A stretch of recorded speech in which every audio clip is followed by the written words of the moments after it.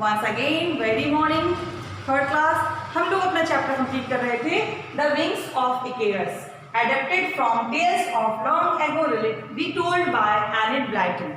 हम लोग page number 21 और 22 कवर कर चुके थे। आज हम लोग 23 स्टार्ट करेंगे और उसको फिनिश भी करेंगे, जिससे हम लोग को क्वेश्चन आंसर इजीली समझ में आ जाए। हम लोग ने क्या पढ़ लिया था? हम लोगों ने देख लिया था इकेरस एक बच्चा है, उसके पापा का नाम डेडलस है और जो राजा है उसका नाम है माइनस, MINOS, माइनस कहाँ का राजा है? आइलैंड का नाम है क्रेट एक आइलैंड है। ओके, अब हम लोग देखते हैं कहाँ तक स्टोरी हो गई थी। स्टोरी हो गई थी जो आपका डेडलस है उसने पंख बना लिए थे, दोनों ने पंख बांध लिए थे। उसने अपने बेटे से कहा सुबह जल्दी उठने के लिए आपको जल्दी सोना चाहिए, आप बहुत नीचे मत उड़िएगा कि आपके पंखे गीले हो जाएं, बहुत ऊंचे मत जाइएगा कि आपकी सूरज की गर्मी से आपके पंख पिघल जाए, मिडवे में चलना है। इतना समझ में आ गया। और उसने ये भी कहा था प्रैक्टिस इतनी अच्छी होनी चाहिए क्योंकि बिना प्रैक्टिस के हम लोग इसको पार नहीं कर पाएंगे। तो उसने बहुत सारी प्रैक्टिस की और जल्दी ही वो सीख गया कि विंग्स को कैसे यूज करना है उड़ने के लिए। अब देखिए, so they flew over the field and hills. अब वो दोनों, ये देखिए पेज नंबर 23 पे आप देखेंगे, ये देखिए छोटा बच्चा दिख रहा है ना, यानी कि केरस है और ये डेडलस है, ये दोनों उड़ने लगे। अब देखिए आप भी अगर हवा में ऐसे आसमान में ऐसे उड़ते हुए देखेंगे तो हम लोग भी मजे से चिल्लाएंगे ना, वाह देखो देखो। गांव में देखे ना बच्चे कहते हैं एरोप्लेन एरोप्लेन। अब तो ईजी हो गया है, लेकिन हम लोग जब स्टार्टिंग में प्लेन वगैरह देखते थे तो हम लोग चिल्लाते हैं रॉकेट उड़ रहा है, रॉकेट उड़ रहा है। ऐसे ही बच्चों को बहुत मजा आता है तो वो लोग ऐसे काम करते हैं। तो क्या हुआ? So they flew over the field and hills. खेतों में, हिल्स पर, पहाड़ियों पर वो उड़ने लगे। कौन? Icarus and Daedalus. And shepherd cried out in amazement to see such a strange sight. और जो चरवाहे होते हैं, शेपर्ड्स होते हैं, वो चिल्लाने लगे, मतलब उन्हें बहुत ही मजा आने लगा, वो बहुत आश्चर्यचकित थे। वाह क्या साइट है, वाह क्या मजा आ रहा है, तो वो चिल्लाने लगे। Both of them left the island behind and flew over the sea. उन्होंने क्या किया? आइलैंड को पीछे छोड़ दिया, जहां पर वो आइलैंड था, आगे बढ़ गए, उड़ने लगे समुद्र के ऊपर।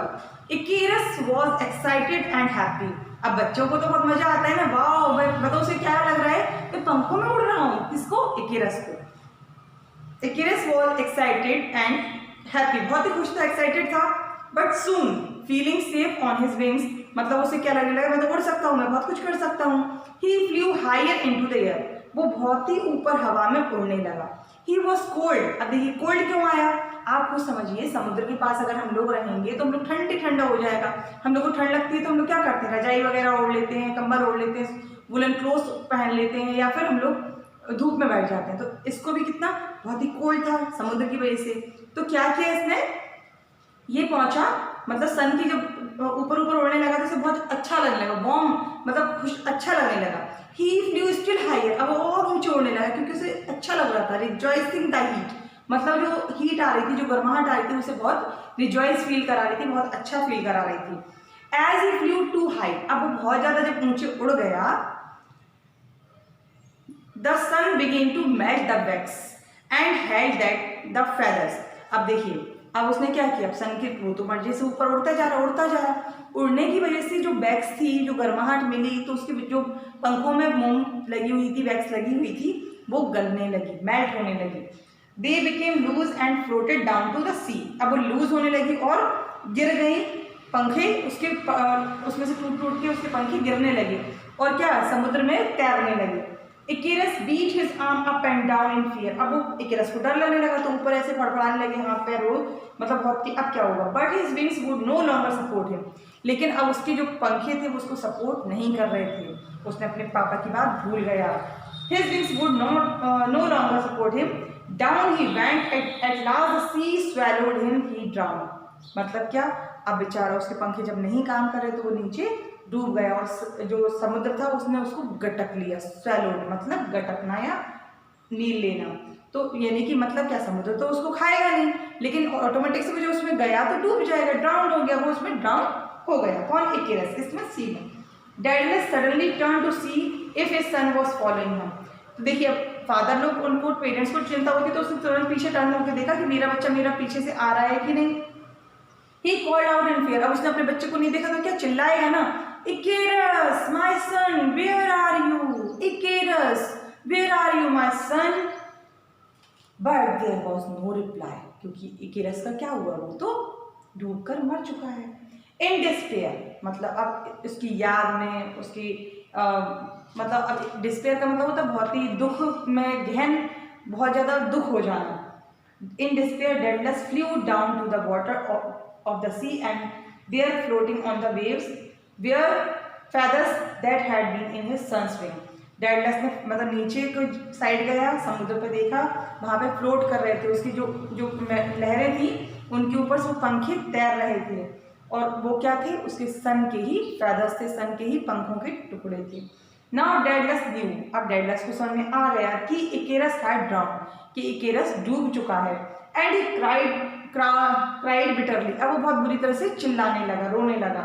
In the memory of his son he called the water, अब जो उतना एरिया था ना जहाँ पे वो डूबा, उसको क्या बोला, उसकी याद में, in the memory of his son, अपने बेटे की याद में उस वाटर को उसने कहा द इकेरियन सी, क्या नाम रख दिया उस समुद्र का, Icarian sea. And to this day people know it by the same name, उस दिन से आज तक लोग उस समुद्र को क्या जानते हैं, किस नाम से जानते हैं, इकेरस, इकेरियन सी। तो हम लोग को क्या समझ में आया, एक इकेरस है, उसकी स्टोरी है, उसके पापा का नाम डेडलस है, माइनस ने मेज बनाने को बोला, बना दिया, लेकिन कुछ रीजन से लड़ाई हो गई, उन लोगों को कैदी बना दिया, लेकिन लोगों ने दिमाग लगाया, सब काम होगा। इकेरस भूल गए अपने फादर की बात को, उसने जो समझाया था उसने यही समझाया था कि बहुत नीचे की साइड नहीं तैरना, उड़ना, जिससे आपके पंख गीले हो जाए, बहुत ऊंचे मत उड़ना कि जो सनलाइट है उसकी वजह से आपकी पैदल गल जाए, आपके मुंह गल जाए और आपके पंखे नीचे गिर जाए। लेकिन वो भूल गया और ऐसा हो गया, क्योंकि बच्चे होते हैं, बच्चे भूल जाते हैं, और उसे ठंड लग रही थी, इसलिए वो उसकी गर्माहट से को अच्छा महसूस कर रहा था, रिजॉइस कर रहा था। लास्ट में वो उस समुद्र में डूब जाता है, तो उसका फादर समझ तो जाता है, लेकिन बाद में वो कहता है इस सी का नाम क्या रखेंगे, इकेरियन सी। आई थिंक आपको स्टोरी समझ में आ रही होगी, मजा आया तो जरूर बताइएगा, अगर समझ में नहीं आई तो पूछिएगा, हम लोग क्वेश्चन आंसर कवर करेंगे नेक्स्ट सेशन में। तब तक के लिए अपना ध्यान रखिए और हंसते रहिए, मुस्कुराते रहिए। Thank you.